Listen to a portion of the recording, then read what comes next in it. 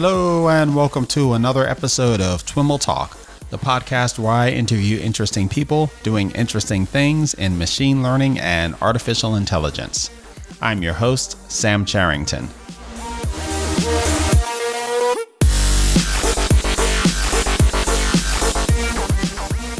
Today we conclude our Trust in AI series with this conversation with Kathryn Hume, Vice President of Strategy at Integrate AI.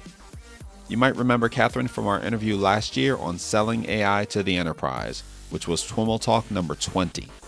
This time around, we discuss her newly released white paper, Responsible AI in the Consumer Enterprise, which details a framework for ethical AI deployment in e-commerce companies and other consumer-facing enterprises. We look at the structure of the ethical framework she proposes and some of the many questions that need to be considered when deploying AI in an ethical manner. Thanks once again to Georgian Partners for their continued support of the podcast and for sponsoring this series. Georgian Partners is a venture capital firm that invests in growth stage business software companies that use applied artificial intelligence, conversational AI, and trust to differentiate and advance their business solutions. Post-investment, Georgian works closely with portfolio companies to accelerate the adoption of these key technologies for increased value. To help their portfolio companies hire the right technical talent, Georgian recently published Building Conversational AI Teams, a comprehensive guide to lead you through sourcing, acquiring, and nurturing a successful conversational AI team. Check it out at twimlai.com/Georgian. And now, on to the show. All right, everyone. I am on the line with Kathryn Hume. Kathryn is the Vice President of Strategy with Integrate AI. Kathryn, welcome back to This Week in Machine Learning and AI. It's wonderful to be here, Sam. One of my favorite podcasts. Well, you are one of my most favorite people, so we are in the right place. And we are going to be talking about, broadly speaking, the topic of ethics and fairness and trust in AI. But before we do that, for those who haven't had a chance to listen to the wonderful podcast that we did a while back, I don't even remember when, but why don't you do a kind of a brief intro, and then we'll refer people back to that previous show in the show notes. Yeah, for sure. So as mentioned, right now I'm heading up strategy for a Toronto-based startup called Integrate AI. So we work with large consumer enterprises, so the retail banks and telcos and retailers of the world, and help them do a better job providing relevant experiences for their customers by applying machine learning into their customer engagement stacks. And prior to that, I worked at a New York City-based machine learning research lab called Fast Forward Labs. That's actually now part of Cloudera. That's where we last met. And during my time there, I was also working with the enterprise and sort of sitting between the world of academic research and the world of applied machine learning in the enterprise to help companies get a handle on what was actually ready for prime time as they tried to sort through the hype in the space and, take them from the point of prototype conceptualization to actual scaled application. I guess the other thing to mention, and it is relevant for my background for this context, is that I have a doctorate in comparative literature and an undergrad in theoretical mathematics. And so I sort of bring a mixture of philosophy and epistemology, so the theories of knowledge, to my thinking around applied mathematics and machine learning. That's been a decent toolkit for my thinking about ethics. And it's made for some very interesting conversations, I will say. So jumping into this conversation around ethics, you recently spearheaded the development of a white paper on what you called Responsible AI in the Consumer Enterprise, which is a really interesting paper. What bucket do you put that in? Do you think of it as ethics or fairness or trust? There are a lot of words that we kind of throw around when thinking about some of the ethical issues with regards to AI as applied to the enterprise in particular. How do you kind of think through all that? It's a great question. And there are so many terms being thrown around these days as basically we start to grapple with the implications of bringing machine learning algorithms from the research lab into the real world. And, they sort of hit up against the surprising realities of human behavior and how human behavior gets reflected in data, and then how algorithms basically recycle some of these reflections and refractions into products that can have sometimes surprising results. So that's sort of I'd say a general statement. I'm sure there's lots to unpack there, but under that, this sort of general umbrella lies lots of terms that have social implications and technical implications, terms that you mentioned like responsibility, fairness, transparency, accuracy, bias. And I would say we in the paper cover all of those topics because we think they're all relevant and worth critical attention in the enterprise, as well as, in society as a whole. But I'd say what we were trying to do and what's unique about this paper is we didn't design it as a policy paper. So it's not providing guidance to government agencies or regulators to help them think about holistically sort of how to define these concepts at a large level so we can agree upon what they mean in society. It's also not oriented specifically for a data science or machine learning practitioner audience where we would go into some of the latest and greatest research on, say, tackling fairness. This one is designed for cross-functional teams that work in consumer enterprises in particular. So it's aligned with some of the work we do at Integrate. And it's meant to operationalize ethics as a series of questions and dialogues that teams need to be asking and having at the various points in building out a machine learning product. So that was sort of the approach we take. We really wanted to go from the realm of philosophy to the realm of concrete, pragmatic. What do you need to be thinking about when? What are the questions? And how do you sort of build out a framework for developing a company's own ethical posture in the act of applying machine learning? Yeah, and I'm a big fan of the use of the term operationalizing AI ethics. It's been, I think, a gap that's been kind of missing in a lot of the conversation that's been out there. And you talked about some of the various perspectives and things that folks have done. And we've seen, some of the things that I've seen that have gotten close to, providing a framework are more kind of checklisty or manifesto-ish. You have all these different attempts and they're all wonderful attempts, but I love that you're kind of, pushing at, a little bit more formalism without kind of diving into an academic treatise. So maybe can you walk us through the overall structure of this framework? Yeah, for sure. So we actually used the steps that go into the process of building a machine learning system as the structure for our ethical framework. So basically and there's variations on how a machine learning product might be built, but more or less companies follow the same process. So in the beginning, there's sort of a design phase where they have to ask, what problem are we actually solving? And I think one of the sort of pitfalls or the failure modes, let's say, in applied machine learning in the enterprise and times where enterprises sort of get stuck is they get caught up with the innovative potential of some cool new capability and forget to ask the question, what is the business value? What is our metric for success? And how do we measure baseline performance today and an improvement upon baseline to make a judgment call as to whether or not machine learning is really the right solution for our problem, right? And whether or not we want to invest in this technology in the first place. So we sort of start off with giving some guidance and insight into how to go about framing and shaping a machine learning problem in the first place. Next, we talk about data collection. Where the data comes from, if it's coming from a product interface, how one can think about the design of that interface, both to collect usable data that will be easier to maintain the quality of in the long term, as well as if there's data that's coming from a third party where there might be provenance issues. We talk about then some of the data processing, depending on the different algorithmic technique a company is using. This could include sort of standard feature engineering or more some of the processing to prepare for a learning representation if one moves into the deep learning sort of side of things.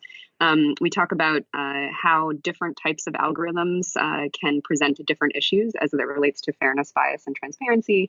And then we talk about putting the model into production, what it means to scale, how there's some issues that can arise from sort of overfitting on a training set to extending that out to larger data sets. And then we talk a lot about what I actually think is one of the most interesting and underrepresented portions of fairness in machine learning systems, which is maintenance, DevOps, and auditing of the system in the long run. So not just when we first build out that theoretical model, but how one can maintain accountability over a system over time. So that's sort of those are the steps that we think through. And obviously, there's iterations there and there's feedback loops, and it's never quite as linear as it seems.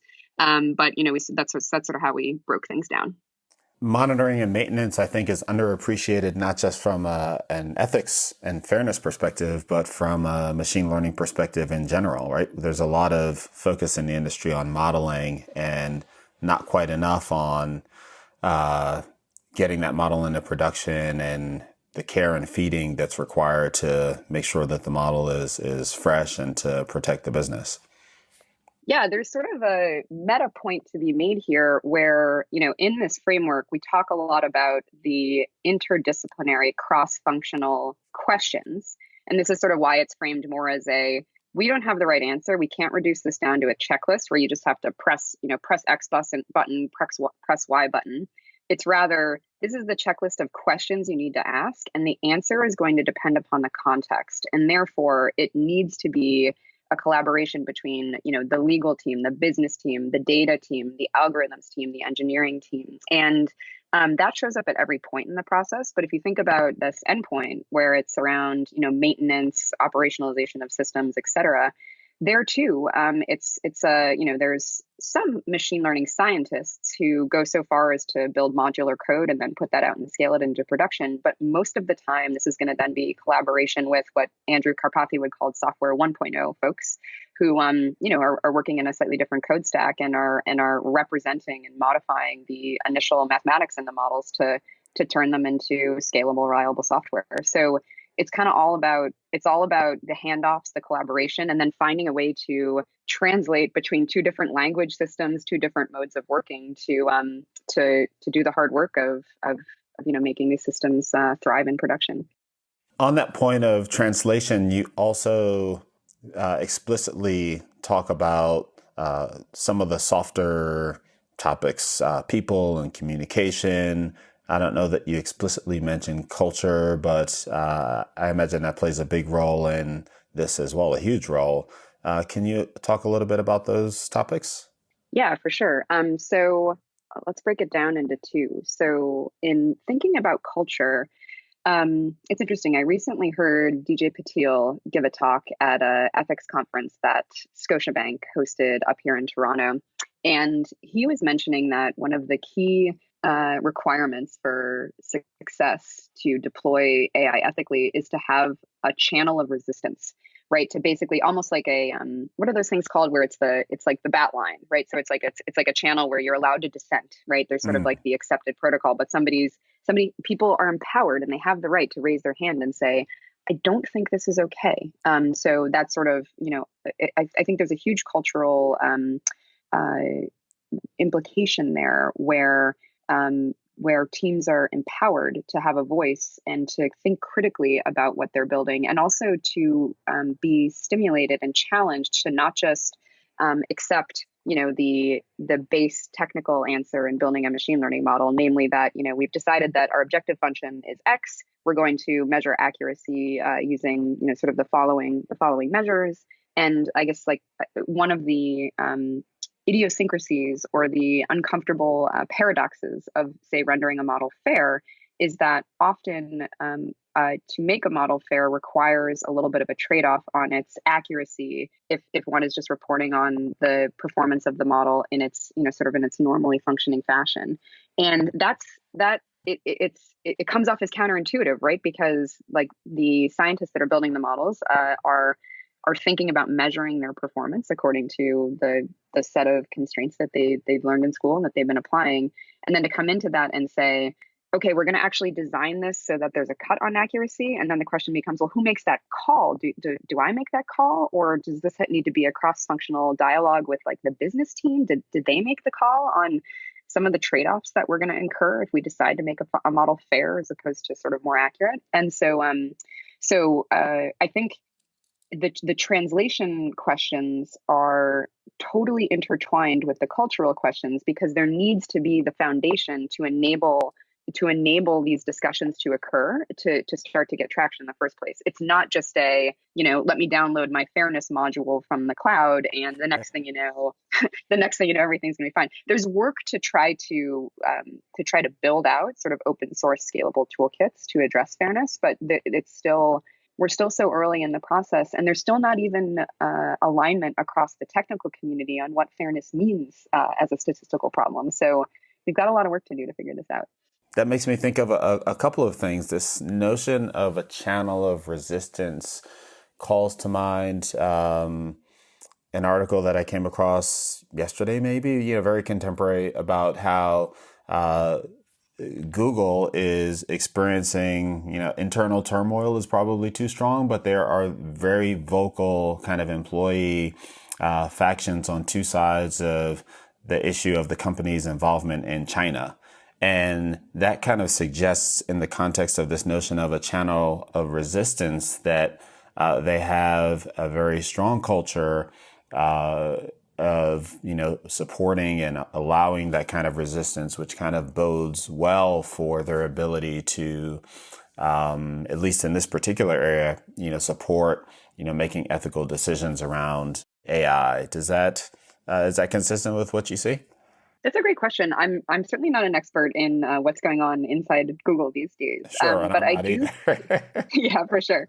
But I think that it's interesting. My father, who worked in technology for 45 years, he was telling me that back in the 70s and 80s, when he was working, it wasn't even possible for two managers to be in a room together without a director present, right? So there was so much control over what might be gossip, what might be dissent, what might be back rumblings around what was going on in the company, that they didn't even, culturally, it was not possible for two people to meet, which I have trouble even imagining. It's like, well, there's always water cooler discussions, right? Of course, there would be covert back channels, if not explicitly permissible back channels. But there's a difference there where, it's like this as the organization coming together and explicitly sanctioning critical thinking, right? And explicitly empowering people from the technical side, and as well as voices external to the company. So one of the things we talk about in the paper is that I think one of the failure modes in thinking about operationalizing ethics, and let's say from an organizational perspective, would be, let's appoint the ethics committee. Okay, well, who's on the ethics committee? And here we're thinking about large enterprises, so you can imagine it would be the chief data officer, the chief technology officer, somebody from the risk management department. And the question to be posed is, do the people who occupy those positions have the requisite diversity of opinion and perspective to function well as ethics officers? And often that's not the case, right? Because of just because of the sort of the issues in diversity and inclusion in the workforce. And so we think it's really important, not only that there's a channel of dissent, but also that multiple people's perspectives are brought to the table, in particular during the design phase. It's not necessarily, you don't need to have sort of community representatives when it comes to thinking about audit logs and trails on productionalization of the systems. But in some of the early thinking on doing what we call a pre-mortem, where a team would not do a post-mortem where they've done their project and then they look backwards and say, okay, what worked, what didn't, what are we going to change? But rather taking the time to imagine prospectively some of the issues that might go wrong in applying a machine learning application, and taking that from the embodied perspective of people who are not like, some of the, not like you, right? Not like potentially the composition of an existing workforce. And so we ask and pose this in the paper, should there be customers on that ethics committee, or could it just be sort of different people's perspective within the organization? Another question is, going back to who makes the call and who's accountable, there's different opinions across the community as to whether or not there needs to be a neutral third party, almost auditing function, who comes in and basically has no skin in the game, and can therefore look through system design and audit it for compliance with some ethical standard.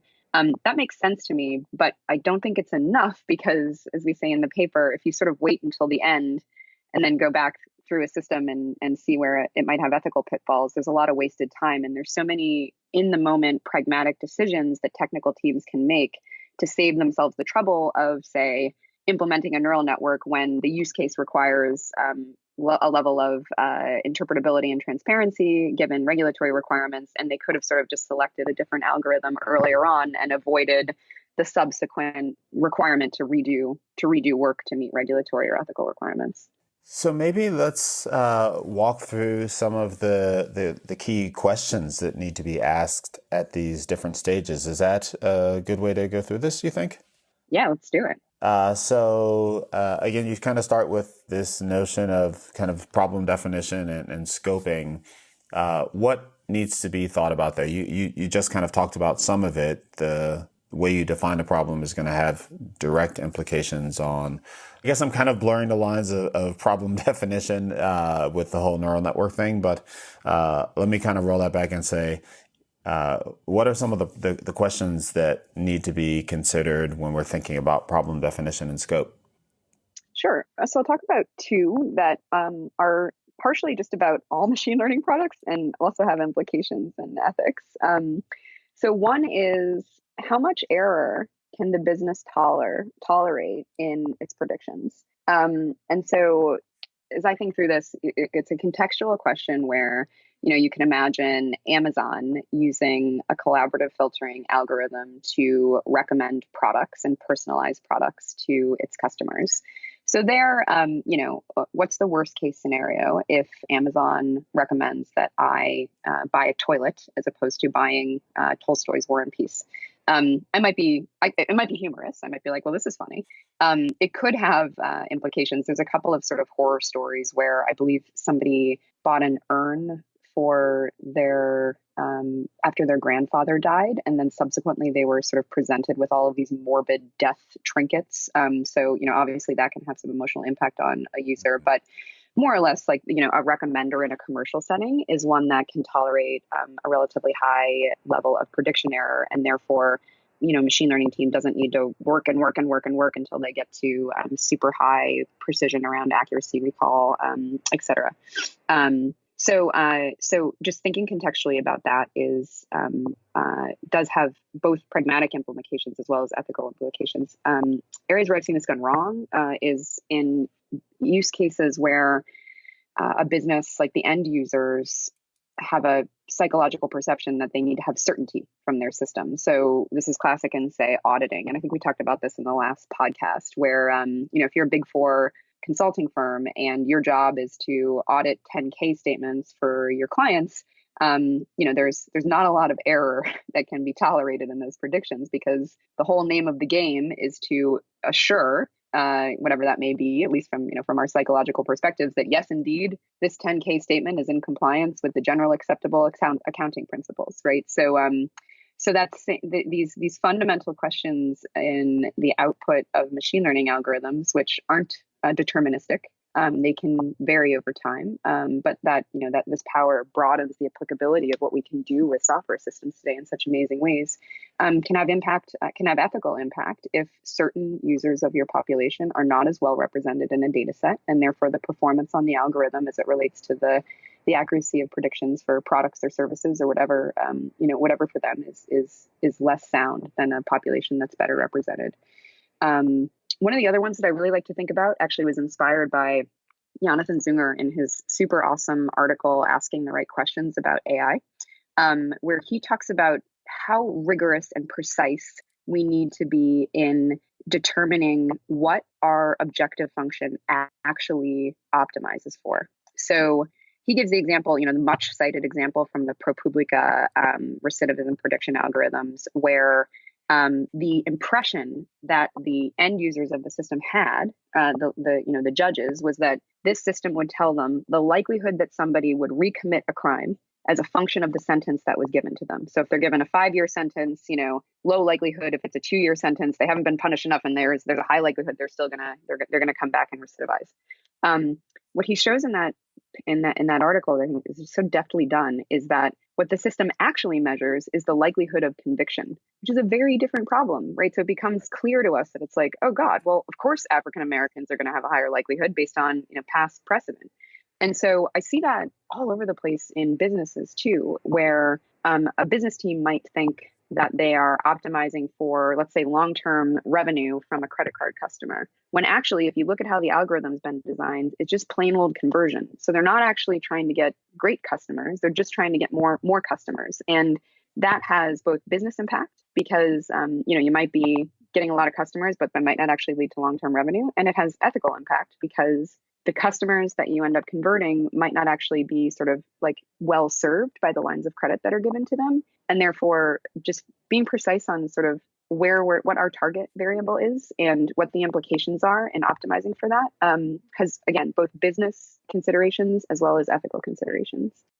That calls to mind a podcast that I did with Romer Rosales, who is director of AI at LinkedIn. And that one was called Problem Formulation for Machine Learning. And the example that they gave that was really interesting was, some system that they had, a recommendation system or like something about groups, I think, that kind of optimized around engagement. And they, their first versions of this system found that, hey, if we send more emails, people will be more engaged.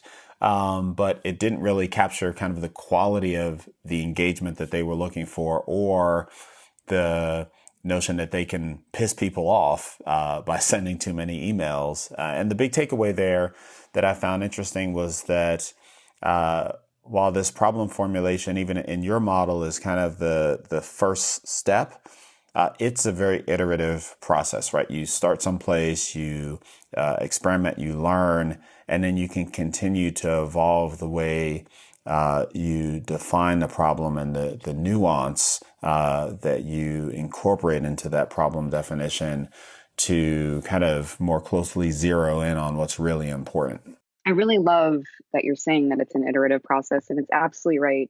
So, I mentioned earlier on these pre-mortems where we try to imagine what might go wrong, but the world is always much more complex than our measly imaginations can capture. And so it is really important that, you go in with a certain amount of assumptions and then we learn. And we learn it's not only about the algorithm learning and improving its performance by, updating its parameters, et cetera, but about our paying careful, critical attention to all of the assumptions, the sort of baked in assumptions that we weren't aware of until we put things out in the world.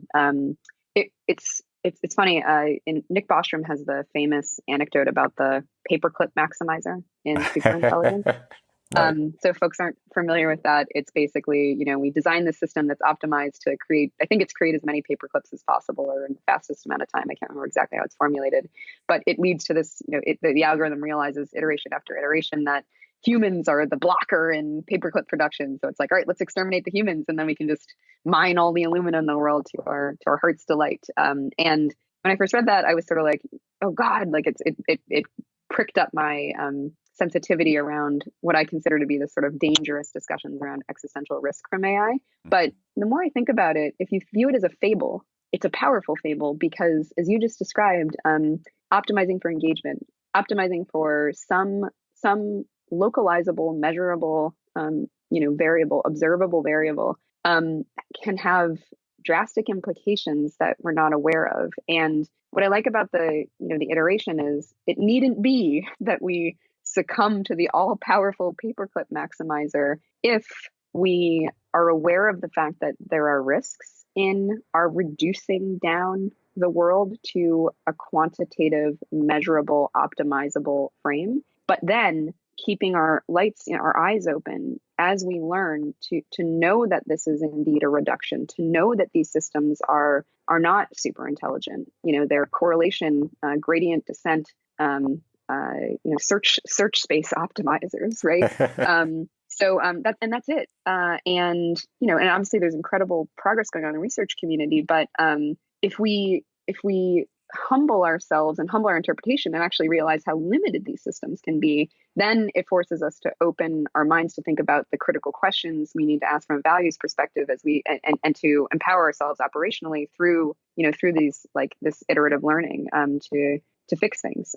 That's hard for consumer enterprises, in particular regulated enterprises, because they don't tolerate mistakes. There's the whole culture around risk management is around absolute prevention of of a bad outcome, adherence to compliance standards, and that mindset, like a compliance mindset and a waterfall-oriented legal risk management mindset, comes into a lot of tension and friction with a sort of iterative learning. Let's fail, but then we'll rectify things.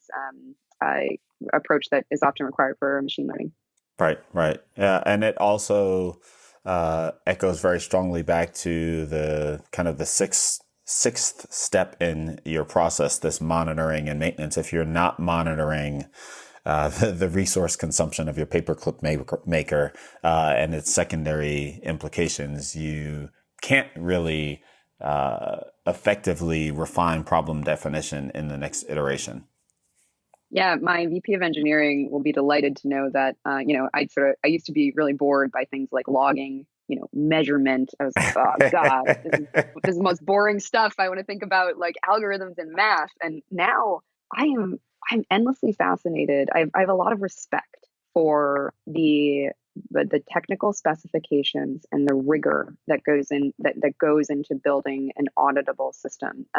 I'll give you an example of one of the problems we've been thinking about. So in the wake of GDPR, we're working in Canada, and so there's still some questions related to how the privacy regulations might be updated in keeping with what happened in the European Union and sort of discussions around the globe around the appropriate privacy frameworks.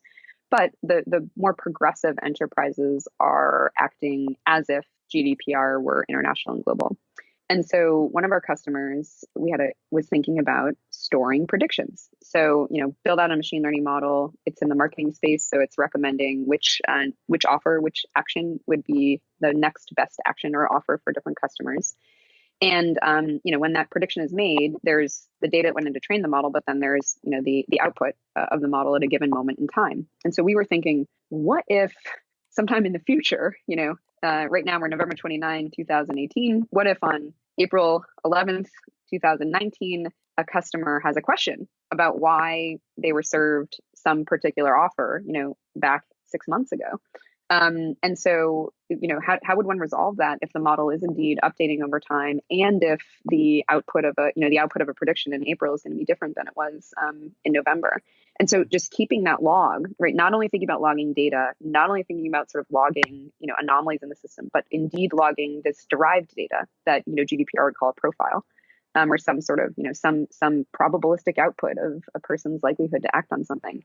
It's just like there's a new data category that companies need to think about when they're logging things and they're thinking about auditing their systems.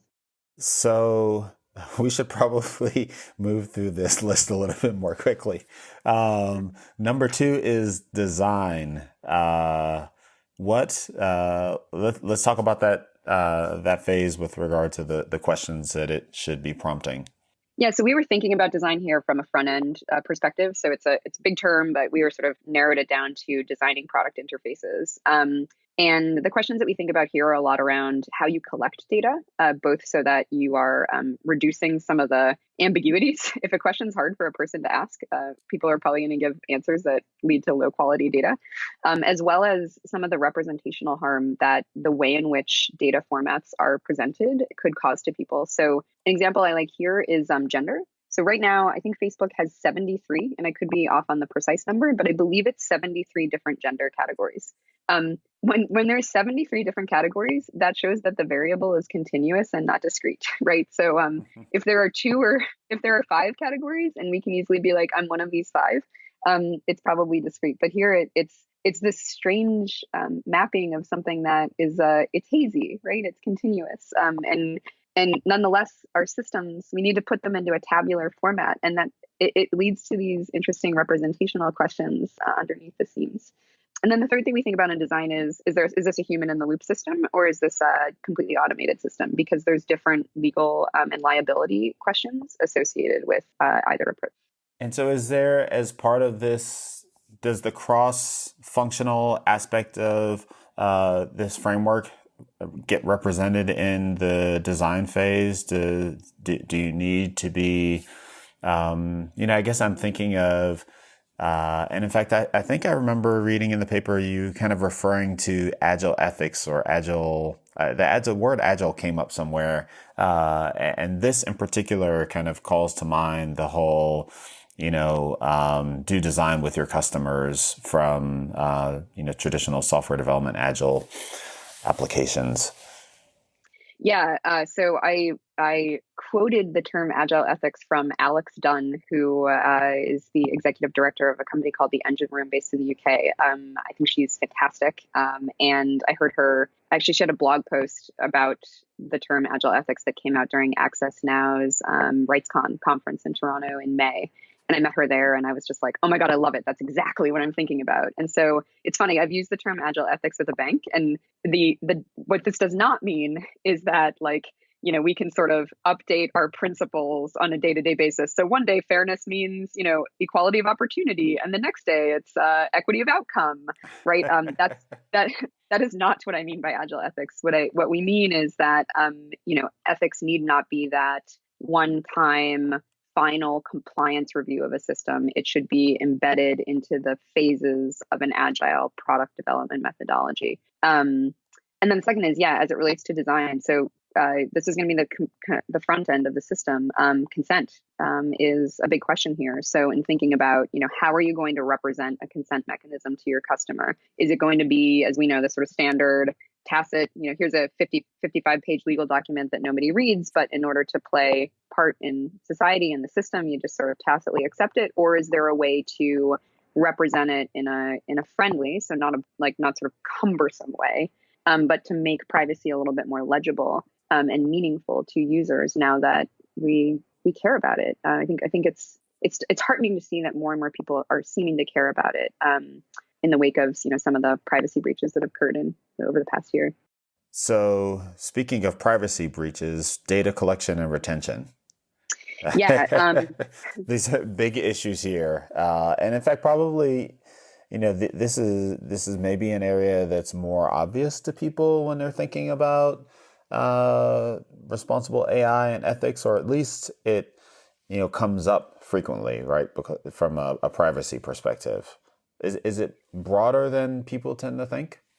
I think if it is broader, it's that often problems that we associate to ethics in ML and algorithms actually start with data. And so, I think by now it's pretty well understood that it's garbage in, garbage out. So, if you've got a data set and you've got awesome representation of rich Caucasian males and very scant representation of not rich African American females, then the performance of your algorithm is going to vary across those represented sets.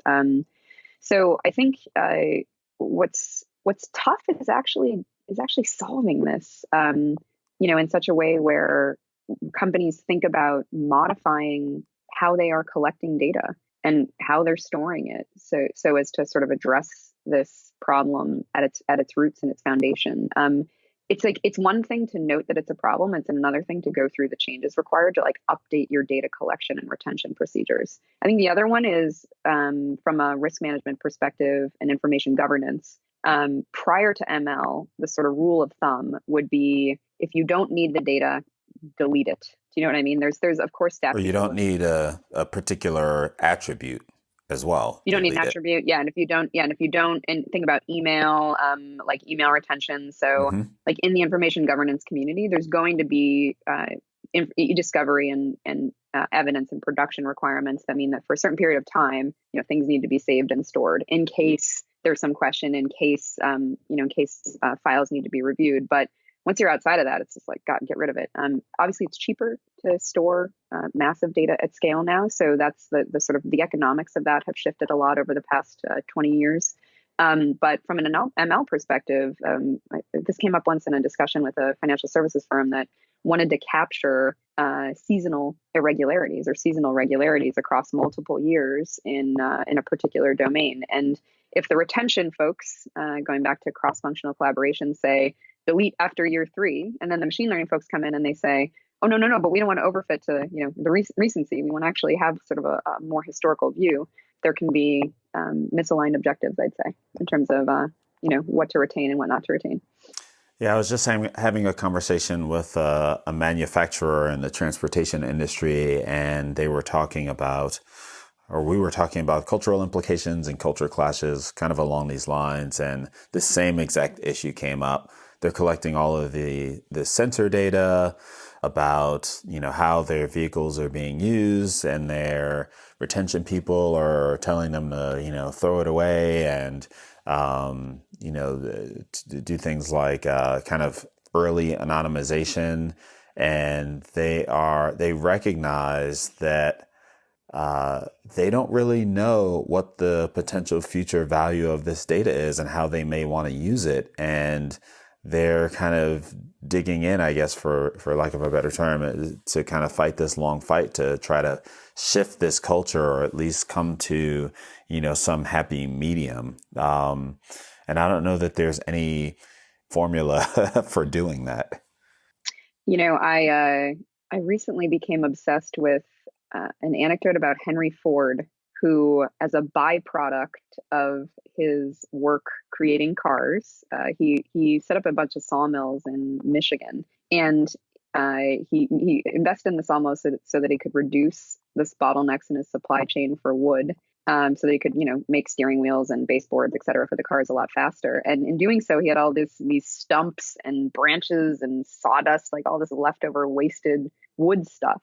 And so he ended up combining the wood with tar to create charcoal briquettes, and created a separate business line that has now become Kingsford Charcoal, which is still in existence today. I did not know that Henry Ford was the father of Kingsford Charcoal. And what I love about that story is I actually think it helps us sort of rewrite history in thinking about the legacy of Henry Ford for the data era, where we thought about, like Henry Ford is all about automation and the assembly line and reducing and squeezing out every ounce of variable cost from production systems to scale. But like for the data era and the machine learning era, what's interesting about business processes is that they are unique vehicles to create data and knowledge about the world that only exists by as a byproduct of the activity of doing that work. And for me, that this is sort of how do you really, a lot of enterprises struggle with disruptive innovation in AI. It's kind of like, okay, we'll optimize something. Okay, we're going to automate an existing job, but like, is this it? Is this all we get here is cost savings from AI? And it's like, not if you do this creative shift in the value of your business process and start to create a unique information asset.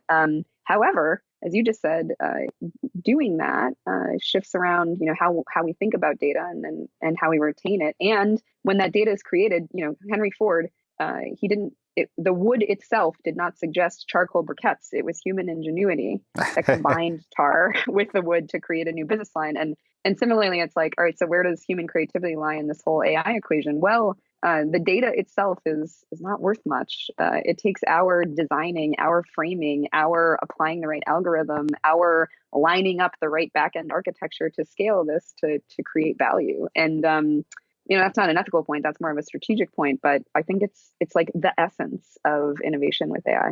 When it comes to beyond the retention of the data, when it comes to processing the data, that also has huge ethical implications.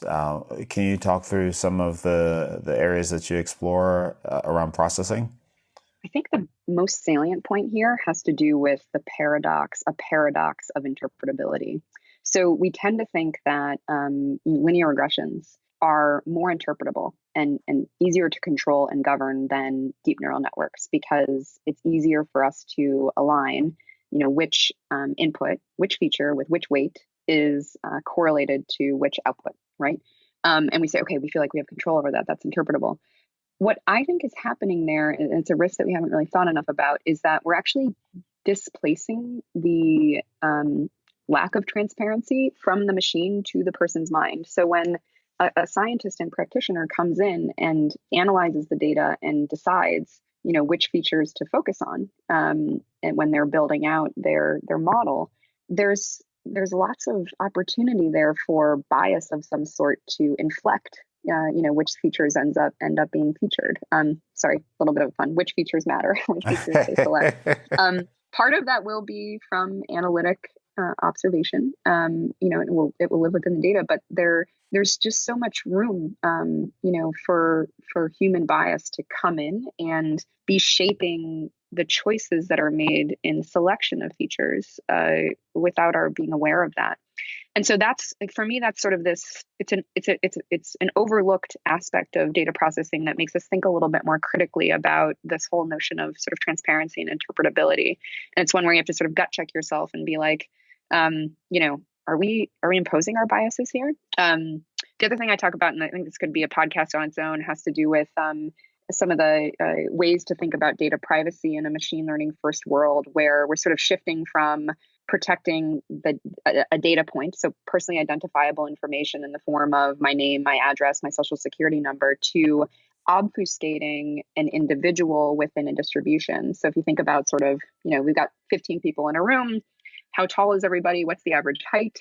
It would be, the extent to which one individual is contributing to that mean and the standard deviation from the mean. And so this is the realm of sort of differential privacy and ways in which we can make it so that you can't reverse engineer an individual from sort of a large distribution. So there's a whole section in there on that. But again, I think it's a topic for another podcast. In talking about the way we feature our features, you suggested that one of the dangers is imparting our biases into the models by the way we do feature engineering and the like. But it also prompted this question for me around, is there this other paradox that, there's this class of models that we think of as transparent, and so we don't question them as much. Whereas there's this other class of models that we think of as opaque, and we spend a lot of energy trying to understand them. Is there a risk there? I think so. I think it goes back to, it's almost like the Nick Bostrom point, where it's the risk of focusing a lot of our attention on the one area that's been sort of talked about, like that's been discursively accepted as like, this is where the risk lies. And people should be working on that. Like all of the work that's going into interpretability of neural networks is incredibly exciting and important work.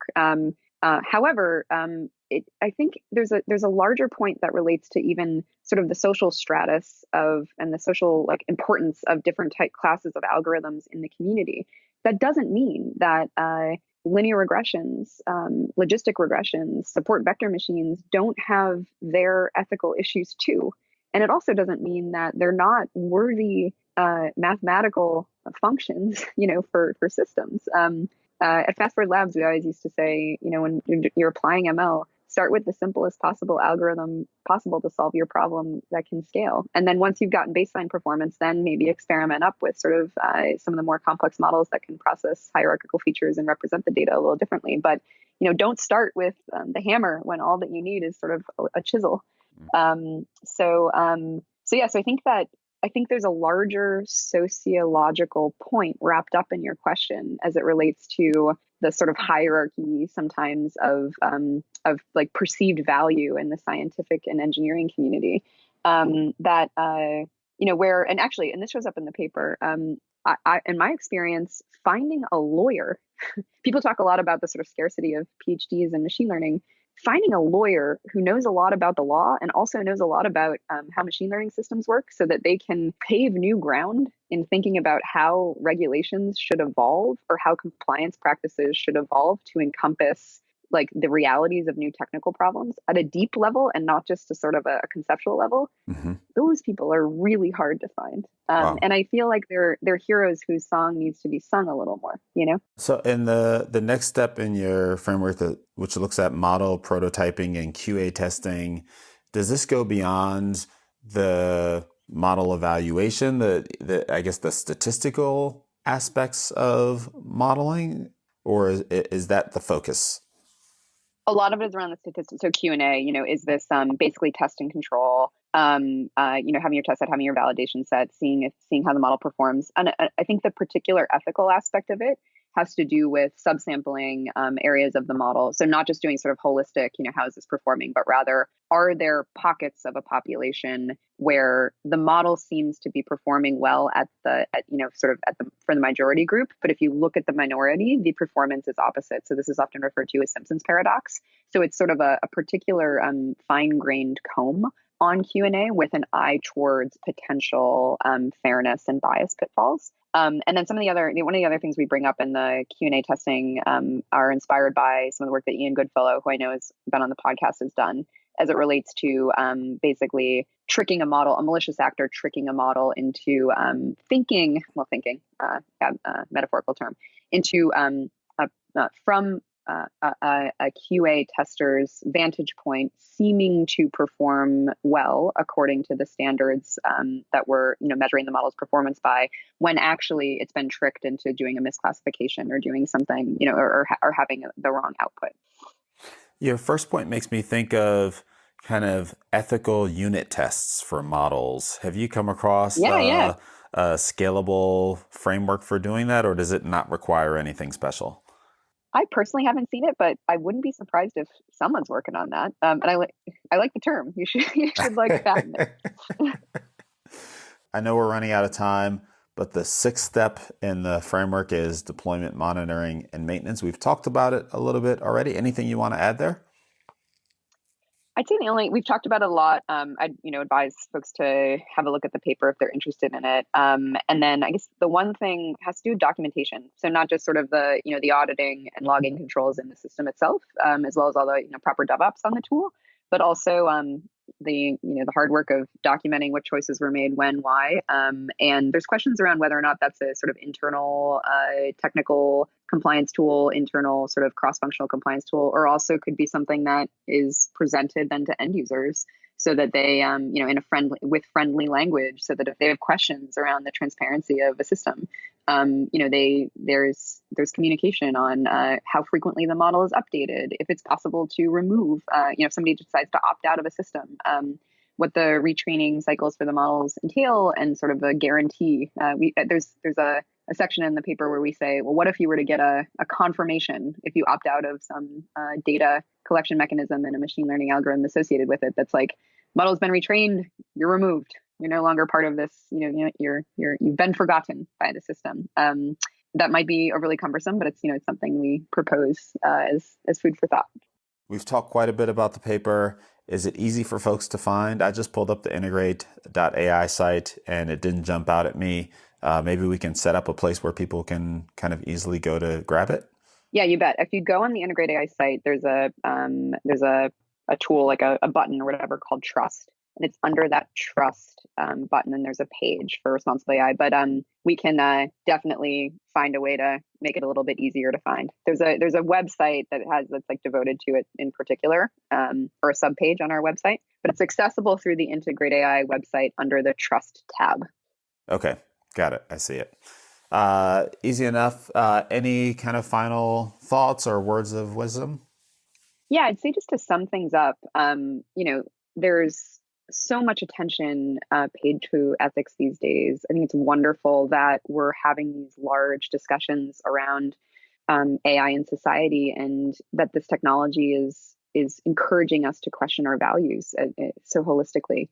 However, as we started off, there's still so much work to do in taking this from sort of the domain of philosophy and the domain of fun conversations at dinner parties into practical operational decisions. And what we were trying to do here is to show that often ethics occurs in the trenches, right? It's the decisions that teams make when they're building systems. They're hard to make, and they require accountability and decision rights. And it's within that tension that we think that we can really do some work to change things. So the call to action is to not only talk about these issues, but to think really critically about how to put them into practice.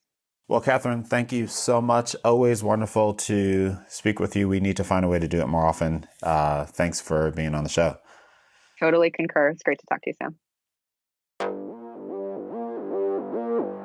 All right, everyone, that's our show for today. For more information on Kathryn or any of the topics covered in this episode, visit TWiMLAI.com/talk/210.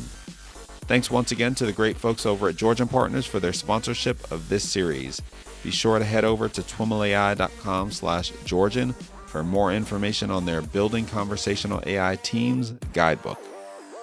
As always, thanks so much for listening, and catch you next time.